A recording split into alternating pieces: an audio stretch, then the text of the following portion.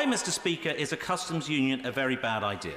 Broadly speaking, huge loss of control over our own economic policy, a decline on our foreign policy influence, and a huge democratic deficit. Trade policy, Mr. Deputy Speaker, is not just about trade deals. It is about much more that we would be handing over to the European Union without a seat at the table. There's tariffs, there is remedies, there is preferences, as well as trade agreements. All of this, Mr. Speaker, would be given over. The House of Commons would abrogate its responsibility in relation to the UK's trade policy. And this is not Andorra or San Marino, which are in customs unions at the moment with the European Union.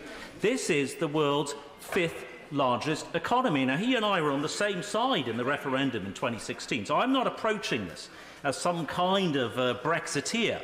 I'm approaching this, Mr. Speaker, as what makes sense for the UK for our trade policy.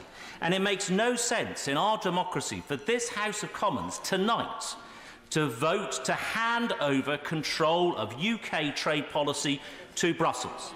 That would mean that a Maltese commissioner, a Latvian MEP, a Portuguese commissioner, a Slovene MEP, they would all have more say over UK trade policy than any elected UK politician. That would include the UK Prime Minister, Mr. Speaker. They would have more say over it. That is not democratically sustainable, nor is it sustainable for our foreign policy. He and I served in government together.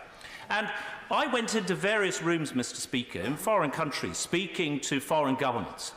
And trade is one of the aspects of leverage that you have. When we're members of the European Union, that will mean the UK's influence on EU trade policy. That is obviously going to be gone, but we'll have no influence over our own trade policy. We will be unable to have those conversations with the government of the United States and say, well, actually, if we can do this on some other area, we will have a word in Brussels on this particular trade issue.